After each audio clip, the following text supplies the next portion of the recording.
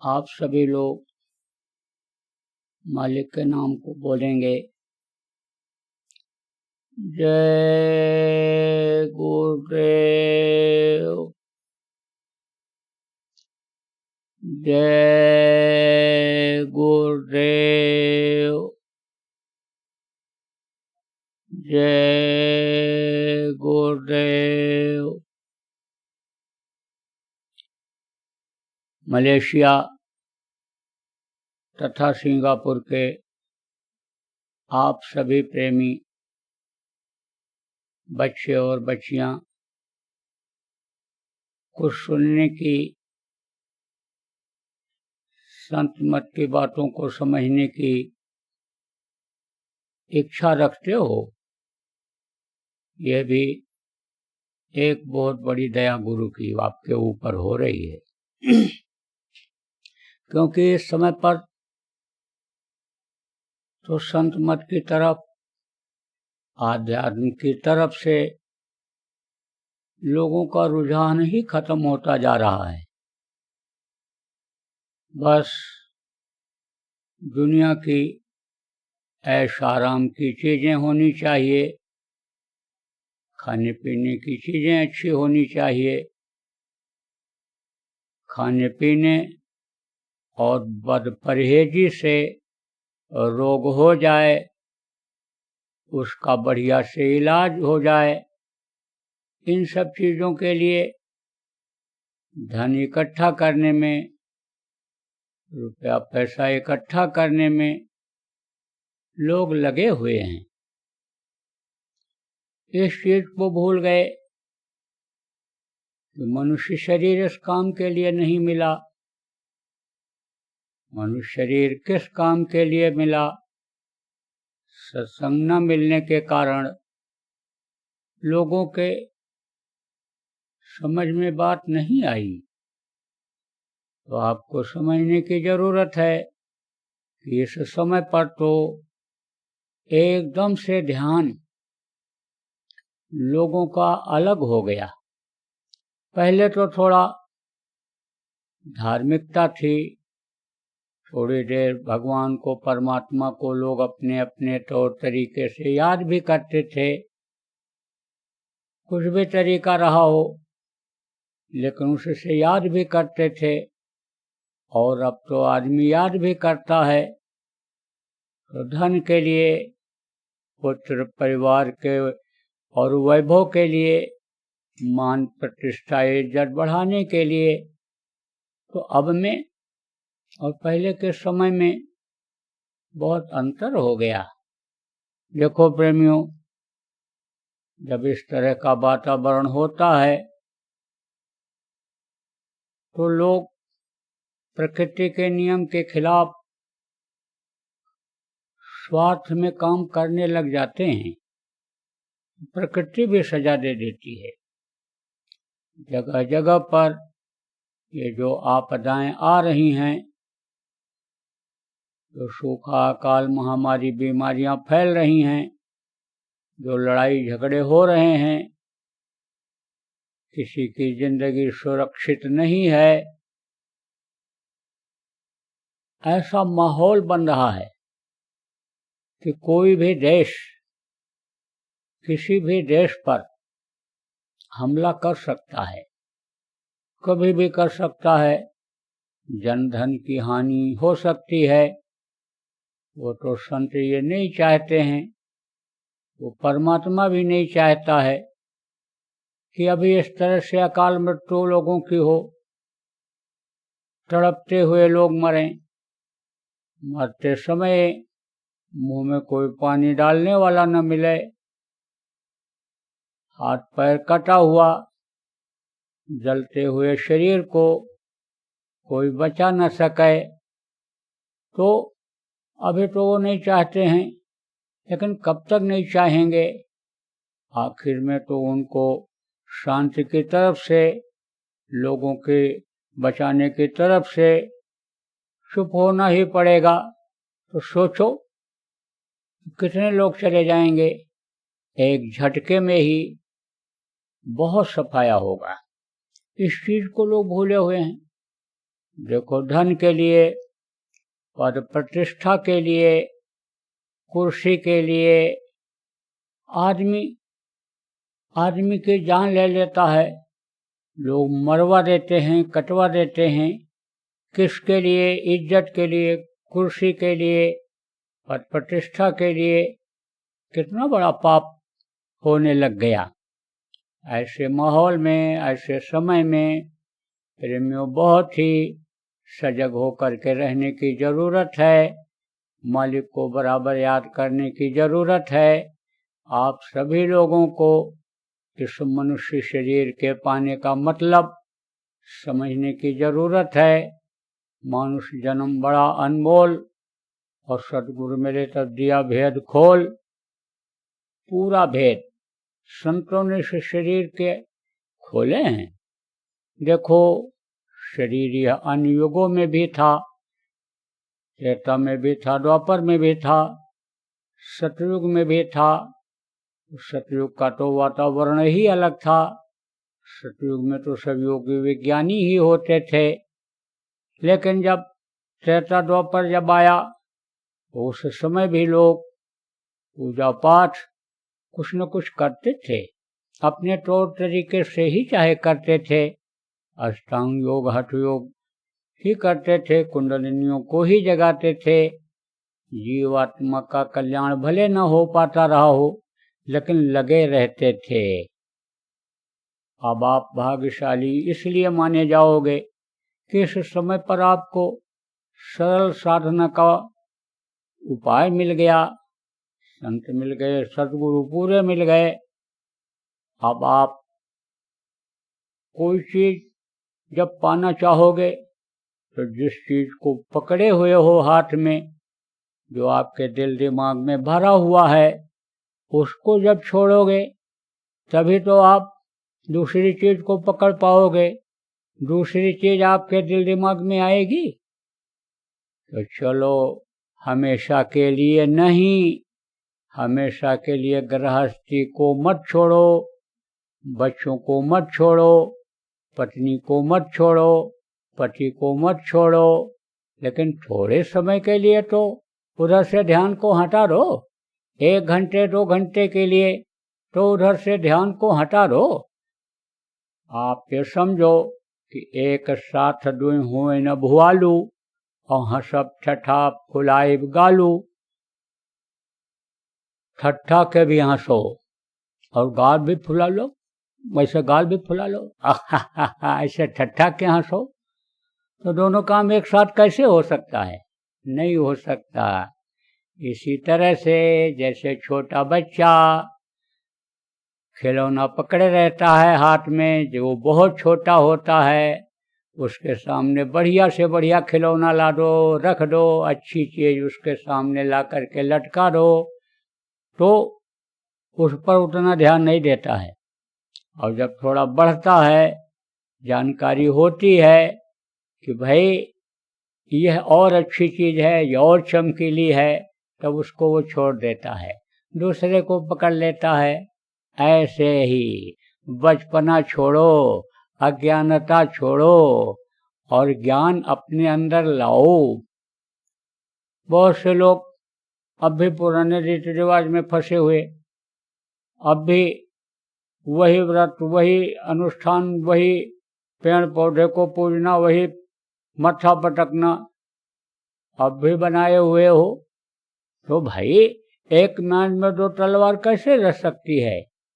हम ये नहीं कहते हैं कि आप अपना रीति रिवाज खत्म कर दो, शादी ब्याह न करो, अपने तौर तरीके से न करो, मुंडन संस्कार न करो।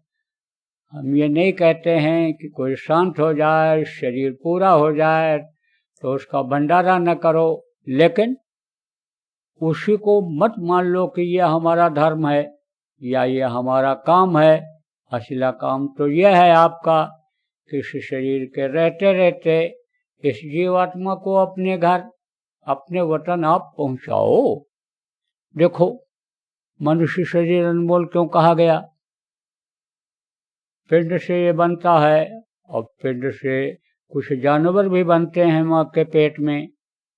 जिस यानी बच्चे के ऊपर झिल्ली लगी रहती है। जो झिल्ली के अंदर माँ के पेट में तैयार होता है वो पिंडज कहलाता है। तो गाय, घोड़ा और ये जो इस तरह के बच्चे हैं माँ के पेट में बनते हैं, उसके ऊपर भी झिल्ली रहती है। और मनुष्य के बच्चे पर भी झिल्ली रहती है। तो पिंडज ये भी हैं, पिंडज वो भी हैं। लेकिन ये जो 3 गुण और ये जो आपके 6 चक्र आपके शरीर के अंदर हैं, उनके अंदर नहीं हैं। आप ये समझो कैसे जैसे स्त्री और पुरुष का बनावट अलग अलग है, ऐसे ही पिंडज में तो स्त्री पुरुष दोनों होते हैं, लेकिन बनावट अलग अलग है। ऐसे ही जानवर भी पिंडज होते हैं, लेकिन उनकी बनावट अलग है। उनमें केवल 3 चक्र होते हैं। वो खड़े होकर के ऐसे आसमान की तरफ ऊपर नहीं देख सकते हैं, खड़े हो नहीं सकते हैं। जैसे सीधे तन के आप खड़े हो सकते हो, स्त्री पुरुष कोई भी हो आप, वैसे वो नहीं खड़े हो सकते हैं। उनके दिल दिमाग नहीं बोलता है, बुद्धि नहीं होती है। उनको सिखाना पड़ता है, उनको जोतना पड़ता है, उनको चलाना पड़ता है। जानवरों को एक तरह से सिखा करके उनसे काम लिया जाता है। लेकिन मनुष्य के अंदर बुद्धि होती है और बुद्धि का वो प्रयोग कर लेता है। थोड़ी बात बताने पर ज़्यादा समझ जाता है, उसको कोई बात याद हो जाती है। इनको बहुत दिन लगता है याद होने में। मनुष्य के बच्चे को जल्दी याद आ जाता है। तो ये सब गुण हैं, इस शरीर के अंदर ये सब गुण हैं। तो देखो बच्चियों, इस वक्त आपको मनुष्य शरीर मिला, माताओं आपको यह मनुष्य शरीर मिला, आप अपने को ज़्यादा भाग्यशाली समझो। क्यों? क्योंकि यह साधना संत मत की जो आपको बताई जा रही है, यह पहले नहीं थी। उस वक्त पर जब योग साधना लोग करते थे तो स्त्रियों के लिए मनाही थी, क्योंकि वो योग नहीं कर सकती थी। तब उनको यह अधिकार संतों ने दिया कि तुम केवल सेवा करो और सेवा से ही तुम्हारा काम बनेगा, उसी से तुम्हारा उद्धार होगा। क्योंकि सेवा जो जिसका करता है उसके कर्मों में से उसको मिलता है। तो उन अच्छे कर्मों से ही तुम पार हो जाओगी। तुमको मनुष्य शरीर तुम्हारा छूट जाएगा, ऊपरी लोकों में तुम चली जाओगी। लेकिन आप ये समझो कि जब इस वक्त पर पुरुष अपने लिए ही नहीं कर पा रहा है, कुछ आध्यात्मिक ज्ञान, आध्यात्मिक शक्ति नहीं इकट्ठा कर पा रहा है, तो इस समय संतों ने सबको अधिकार दे दिया। कोई स्त्री हो, कोई पुरुष हो, कोई बच्चा हो, कोई कैसा भी हो। देखो संतों के पास, महात्माओं के पास एक से एक बिगड़े लोग भी आए, लेकिन समझ में जब आ गया तो बुराइयों को उन्होंने छोड़ दिया। और बुराइयां जब छूटी, जब अच्छाई आई, तब उनके समझ में आया कि अच्छा क्या होता है, बुरा क्या होता है। इसका ज्ञान फिर उनको हुआ। जैसे मैंने आपको बताया कि एक चीज को जब छोड़ोगे और दूसरा चीज जब आप पकड़ोगे, तभी आपको पता चलेगा कि पहले वाली चीज से इसमें हमको ज़्यादा आनंद है, ज़्यादा सुख है, ज़्यादा संपन्नता है।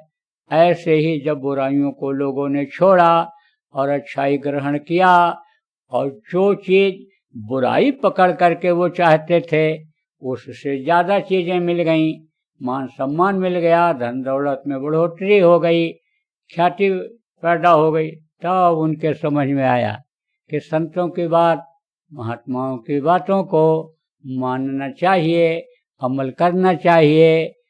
दुनियादारों की बातों से ज़्यादा उनमें रस होता है, ज़्यादा उनमें उनकी बातों में दम होता है। तो प्रेमियों, आप इस बात को समझो कि आपका जो ये मनुष्य शरीर है, यह इसका समय है और ये समय धीरे धीरे पूरा होता जा रहा है। इसलिए जो समय बचा है, चाहे आप स्त्री हो, पुरुष हो, बच्चे हो, कोई भी हो, किसी भी उम्र के हो, सबकी उम्र कट रही है, सबकी उम्र खत्म हो रही है। और इस समय पर तो कलयुग में किसी के उम्र का कोई भरोसा नहीं, कब किसका पूरा हो जाए। पहले था बुढ़े ही शरीर छोड़ते थे, अब तो देखो बच्चे भी जवान भी सब चले जा रहे हैं। तो ऐसे समय में आपको अपने शरीर की कीमत लगानी चाहिए। जो नाम धन, अनमोल धन मिला, उसकी आपको कीमत लगानी चाहिए और उस तरफ ध्यान को मोड़ना चाहिए। इधर से ध्यान को दुनिया की तरफ से हटाना चाहिए, दुनिया की चीज़ों से मोह भंग करना चाहिए। बजाय जो झुंझुना, जो नकली नोट, जो नकली चीज़ आप हाथ में पकड़ के रखे हो, जो आपके काम आने वाला नहीं है, उसको छोड़ना चाहिए। अब आप कहोगे कि हमारे पास धन हो जाएगा, हमारे पास पैसा रुपया हो जाएगा, हम मार के ले आएंगे, लूट के ले आएंगे, छीन कर ले आएंगे, दिल दुखा करके ले आएंगे, ठगी करके ले आएंगे और हमको तकलीफों में आराम मिल जाएगा। तो ऐसा नहीं हो सकता है, ऐसा नहीं होता है। आप ये सोचते हो कि हम बच्चों की जितना ही सेवा करेंगे, ये बच्चे हमारे काम आएंगे, हमारी सेवा करेंगे। हम जितना व्यवहार बनाएंगे, जितनी हम दोस्ती बनाएंगे, जितने अच्छे लोगों से हम रिश्तेदारी जोड़ेंगे, प्रभावशाली लोगों के यहाँ शादी ब्याह करेंगे, हम उनको रिश्तेदार बना देंगे और ये हमारे काम आएंगे। कोई काम आता नहीं है। ये देखो प्रकृति का, कुदरत का एक ये टेलर आपको दिखाई पड़ा, कोरोना। कोरोना रोग जिसको हुआ, घर के लोग ही नजदीक नहीं गए और जाने भी नहीं पाए और गए भी नहीं, कैसे भी, यानी समझो कि उनके कोई काम नहीं आया। कौन काम आया? कहते हैं लड़का संस्कार करेगा, लड़का जब अग्निदाह करेगा, लड़का जब तर्पण करेगा, तब हमारा उद्धार होगा। कैसे भी हो बच्चा पैदा करो, कैसे भी हो एक लड़का हो जाए, उद्धार तभी होगा, कल्याण तभी होगा। लेकिन लड़का ऐसे दूर दूर से देखता रह गया। किसने संस्कार किया? किसने रोटी खिलाया? डॉक्टर ने कराया, डॉक्टर ने रोटी खिलाया, नर्स ने रोटी खिलाया और सफाई कर्मचारी ले जा करके संस्कार किए। अब आप सोचो कि ये क्या है?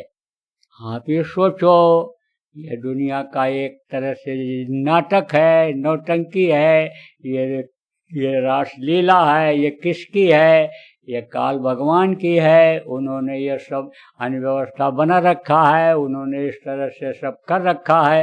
तो अगर इन्हीं चीज़ों को सोचते रहोगे या इसी में फंसे रहोगे, तो वो तो इसी तरह से नाटक नौटंकी में, रासलीला में आपको फंसाए रह जाएंगे। इसलिए इनका साथ छोड़ो, इनका हाथ छोड़ो, थोड़े समय के लिए ही छोड़ो, थोड़े समय के लिए ही इसको ढीला करो और उधर लगाओ मन। किधर? उधर जिधर जाना है।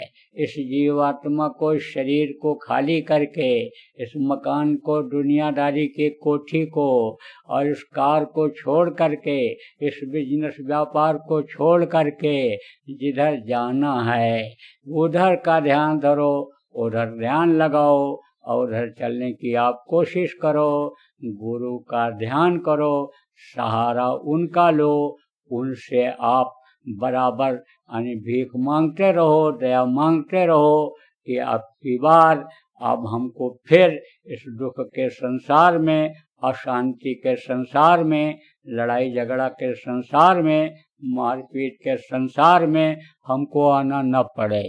हमको आप सुखों के सागर में पहुंचा दो, दया कर दो, मेहरबानी कर दो।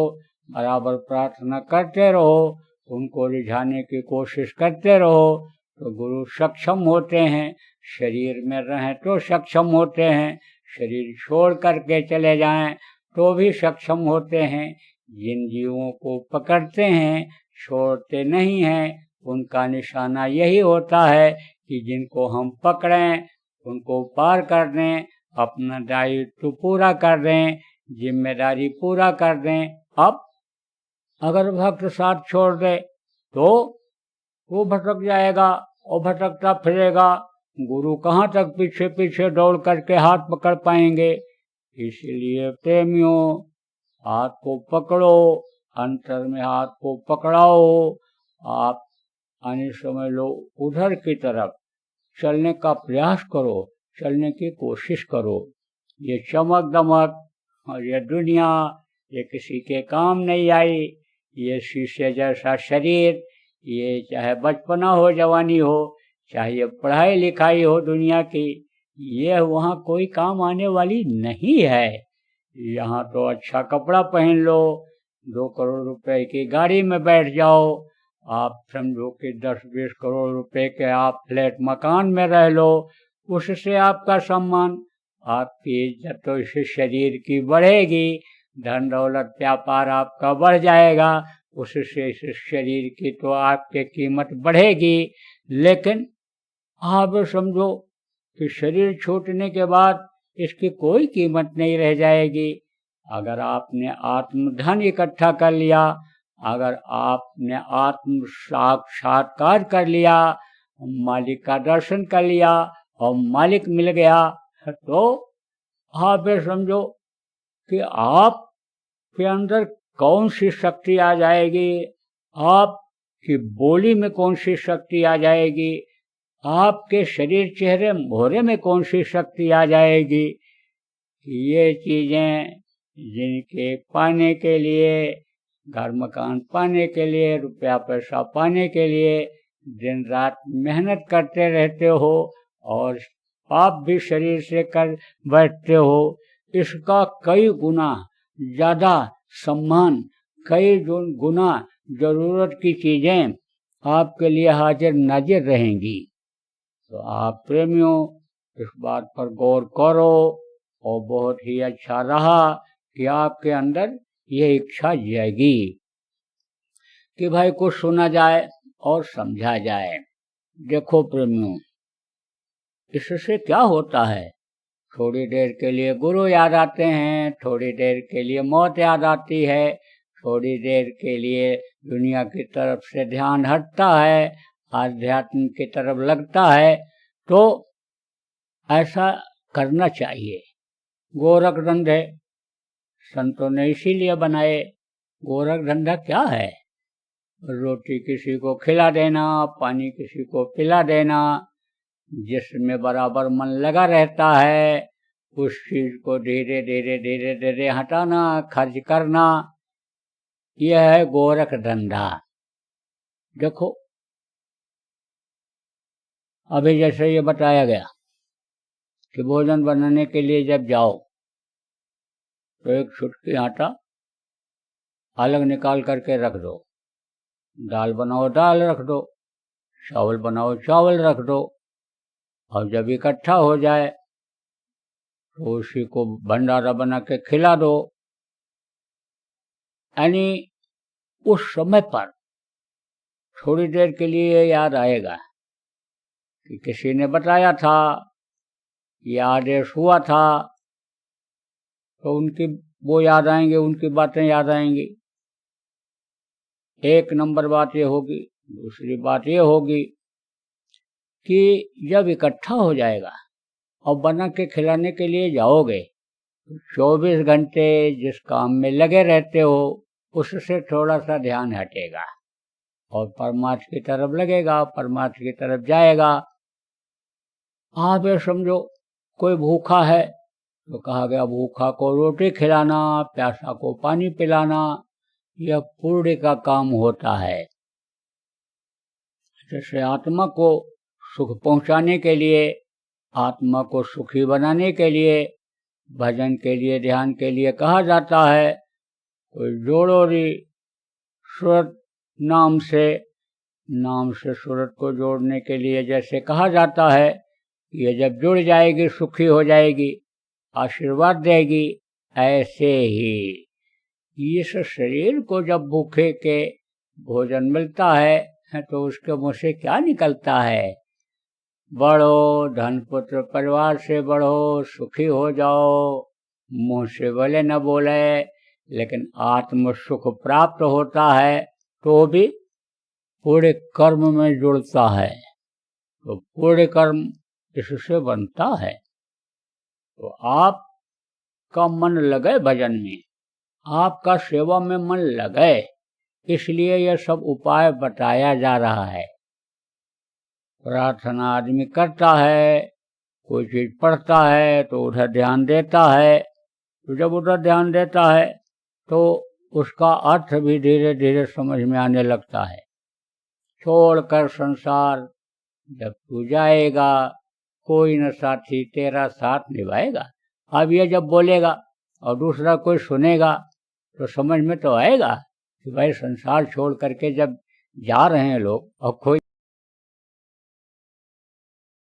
क्या देगा, ये चीज कम से कम याद आएगी। तो जिसकी भी प्रार्थना होती है, जिसके नाम की होती है, जैसे बहुत से लोग देवी देवताओं के नाम की प्रार्थना करते हैं, आप गुरु, सद्गुरु, सत्पुरुष के नाम की प्रार्थना करते हो तो आपका ध्यान उधर जाता है। इसलिए प्रार्थनाएं बोलते रहना चाहिए, प्रार्थना याद होना चाहिए। संत मत के लोग हो आप, संत मत के लोग हो, संत के जीव हो, तो संत मत की बहुत सी प्रार्थनाएं हैं, आप उनको बोलते रहो, उनको आप याद करते रहो। अब ये जरूर है कि संत तो कई हुए, पीछे बहुत संत हुए, तो जो वो कुछ बोले और उसको पद्य में लोगों ने बदला, कविता जिनकी बनाई, प्रार्थना जिनकी बनाई, तो वो अपना छाप तो लगाते नहीं। छाप तो वो लोग लगाते हैं कि जिनको नाम से मतलब होता है, काम से मतलब नहीं होता है। लेकिन जो पूरे संत होते हैं वो छाप अपना नहीं लगाते हैं, नाम अपना नहीं डालते हैं, लेकिन प्रेमी उनके नाम को लगा देते हैं। देखो, आप ये समझो बहुत सी जगहों पर ऐसा भी है कि जहाँ आदमी का नाम लिखा जाता है वहाँ उनके पिता का नाम लिखा जाता है, क्योंकि पिता का नाम भी उजागर होता रहे कि ये उनके बेटा हैं। आप देखो, कर्नाटक है इंडिया में, कर्नाटक में तो समझो गांव का भी नाम लिखा जाता है, आप समझो कि पिता का भी नाम लिखा जाता है, व्यक्ति का नाम लिखा जाता है। तो इस तरह से अन्य लोग इच्छा रखते हैं कि हमारे गुरु का नाम, हमारे आराध्य का नाम इस प्रार्थना में आ जाए। अब जो पिछले संतों के नाम की प्रार्थनाएं हैं, उनको अगर छाप लगा करके आप बोलोगे तो अर्थ तो सभी का एक निकलेगा, लेकिन वो आपकी कोई मदद नहीं कर पाएंगे। उनका समय पूरा हो गया। जब जिसका समय पूरा हो जाता है तो सम्मान तो रहता है, कोई कुर्सी पर बैठता है, कोई सेक्रेटरी बन गया, कोई कलेक्टर बन गया, कोई कमिश्नर बन गया। जब तक वो कुर्सी पर रहता है तब तक उसकी कीमत रहती है। मास्टर जब तक पढ़ाते हैं तब तक समझो मास्टर की कीमत होती है। नाम तो लगा रहता है कि ये जज साहब हैं, ये कलेक्टर साहब हैं, ये मास्टर साहब हैं। नाम तो शरीर के साथ जुड़ जाता है, लेकिन समझो पावर खत्म हो जाती है। तो संतों की श्रेणी में तो आ जाते हैं, नाम तो उनका रहता है, लेकिन पावर किसके पास में होता है? जो वक्त के गुरु होते हैं, संत होते हैं, सद्गुरु होते हैं, पावर उनके हाथ में रहता है। एक पुस्तक तो चलता है, जैसे गुरु महाराज, आप ये समझो कि आपको नामदान दिए बहुत से लोगों को, तो गुरु महाराज अभी तो संभाल कर रहे हैं, और अगर आपकी संभाल हो गई तो हो गई, नहीं तो वो चार्ज फिर बदलता जाता है, फिर दूसरा चार्ज, फिर तीसरा चार्ज। जिसको काम देते हैं उसको वो मालिक जिसको काम देता है जीवों के भलाई के लिए, जीवों के कल्याण के लिए, वो 4 जो उनके हाथ में चला जाता है। तो पीछे जो संत हुए, जो पूरे भी थे, उनका केवल नाम रह जाता है। दया उनसे नहीं मिल पाती है। दया तो मौके के हाकिम से मिलती है। एक आदमी कुर्सी से उतर गया, उससे लाख प्रार्थना आप करते रहो कि आप हमारी मदद कर दो, ये एप्लीकेशन हमारी फॉरवर्ड कर दो, तो कर पाएगा? मौजूदा जो रहेगा करेगा वही। वो तो सिफारिश कर सकता है कि भाई इनका काम कर दो, तो वो काम करता है। ये जैसे यहाँ का नियम है, इस धरती का, दुनिया का, ऐसे प्रकृति का भी, मालिक का भी, भगवान का भी नियम है। इसीलिए कहा गया कि जैसे इलाज कराना हो तो वक्त के वैद्य के पास, वक्त के डॉक्टर के पास जाओ। जैसे कहा गया बच्चे को पढ़ाना है तो नाम किसी के भी स्कूल का हो, नाम किसी ने उसको रखा हो, कोई भी उसका अन्य फाउंडर हो, स्थापित करने वाला हो, लेकिन जो मौजूदा मास्टर होगा जाना उसी के पास पड़ेगा बच्चे को पढ़ाने के लिए। इसी तरह से ये आध्यात्मिक विद्या है, आध्यात्मिक ज्ञान है, और उसको आप सब लोगों को उसी तरह से, जिस तरह का सिस्टम है उसी तरह से लेना चाहिए। तो भंडारा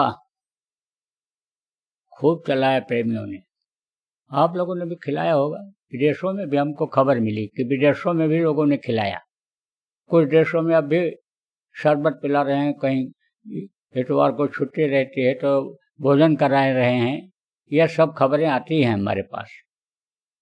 जब छुटकी आप लोग बच्चियों निकालना शुरू कर दो, तो जब इकट्ठा हो जाए तो उसी का बना करके जिस दिन छुट्टी रहे उसी दिन ही सही तो लगे लोगों को खिलाया है। सबको खिलाओ, कोई भूखा हो उसको सबको खिलाओ। भूखे को खिलाना पड़े होता है। कोई जरूरी नहीं है कि अपाहिज हो, लूला हो, लंगड़ा हो और उसको जाओ आप देते चले आओ, खिलाते चले आओ, तो रखता चला जाएगा। लालच तो बहुत बढ़ जाती है, हविस तो बहुत बढ़ जाती है। जब 4 जगह से खाना मिलता है तो टेस्ट करता है, और जो अच्छा लगता है वो चीज़ खाता है, बाकी फेंक देता है। लेकिन जो जरूरतमंद है उसको आप खिला दो तो उसके आत्मा को सुख मिलता है, मन को सुख मिलता है, शरीर को सुख मिलता है। कोई भी हो, परिस्थितियां कभी कभी ऐसी आ जाती हैं कि आदमी को चाहते हुए भी कुछ खाने को नहीं मिलता है, तो भूखे को खिलाना पूरी का काम होता है। उस समय पर तो नाम रख दिया गया था असहाय उदर पूर्ति अभियान, क्योंकि ज्यादा लोग असहाय हो गए थे। लॉकडाउन हो गया था, कोरोना बहुत फैल गया था और रोटी रोजी इंडिया में लोगों की खत्म हो रही थी। तो यहाँ पर यह कहा गया कि भोजन कराओ इनको, असहाय उदर पूर्ति अभियान चलाया गया। लेकिन अब असहाय हटा दिया गया है, अब उदर पूर्ति अभियान चल रहा है।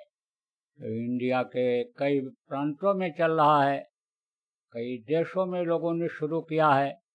तो आप चाहे थोड़े हो और चाहे ज़्यादा हो, आप चाहे छोटे हो चाहे बड़े हो, आप लोग भी योजना बनाओ, आप लोग भी एक गोष्ठी मीटिंग करो, और सामूहिक रूप से अगर हो जाए तो बहुत अच्छा रहेगा। और नहीं तो खुद तो आप बच्चियों कर ही सकती हो। आपके यहाँ अगर कोई सरकारी नियम में कोई बाधा न पड़े तो आप दूसरों को खिलाओ, आप पानी दूसरों को पिलाओ। यह एक अच्छी सेवा है। और नियम कानून में अगर कोई यह नहीं है कि आप नहीं खिला सकते, नहीं दे सकते हैं, तो मत करना। जहाँ भी रहो प्रेमियों, नियम कानून का पालन करो। चाहे वो घर का नियम हो, चाहे परिवार का नियम हो, चाहे देश का नियम हो, पूरा नियम का पालन करो, कानून का पूरा पालन करो। आप बहुत से लोग भारतीय हो, यह भारत की संस्कृति रही है कि आओ बैठो पियो पानी। मर्यादा किसने सिखाया? भारतीय लोगों ने सिखाया, भारतीय ऋषि मुनि संतों ने सिखाया। तो मर्यादा का पालन करो, छोटे बड़े का ज्ञान रखो, स्त्री और पुरुष का जो धर्म बनता है उस धर्म का पालन करो, बच्चों के प्रति जो आपका कर्तव्य बनता है उस कर्तव्य का पालन करो। यह भी बात जरूरी है।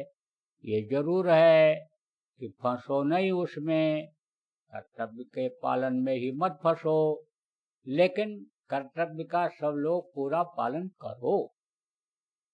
क्योंकि मैं ये देख रहा हूँ कि कर्तव्य का पालन नहीं कर रहे हैं। स्वार्थपरता जहाँ ज्यादा आ गई वहां पर कर्तव्य को समझ ही नहीं पा रहे हैं, मर्यादा को छोड़ दिया लोगों ने, तो दुखी हो गए। तो आपके यहाँ तो ऐसी बात विदेशों में नहीं है। मैं तो कई देशों में गया गुरु महाराज की दया से देखा, लेकिन भारत में ये चीज ज्यादा है। तो ये संदेश जो होता है किसी भी देखो, यानी जो काम मैं कर रहा हूँ ऐसे लोगों का संदेश जो होता है वो सब के लोगों को होता है, सब देश के लोगों को होता है। जनता जिसको कहते हैं, मनुष्य जिसको कहते हैं, हर मनुष्य हर इंसान के लिए होता है। तो हमारा तो ये फर्ज है कि हम सबको सब चीज जो जरूरी है मनुष्य जीवन के लिए, सुख शांति के लिए, उसको हम बताएं। तो बोलो प्रेमियों, जय गुरुदेव।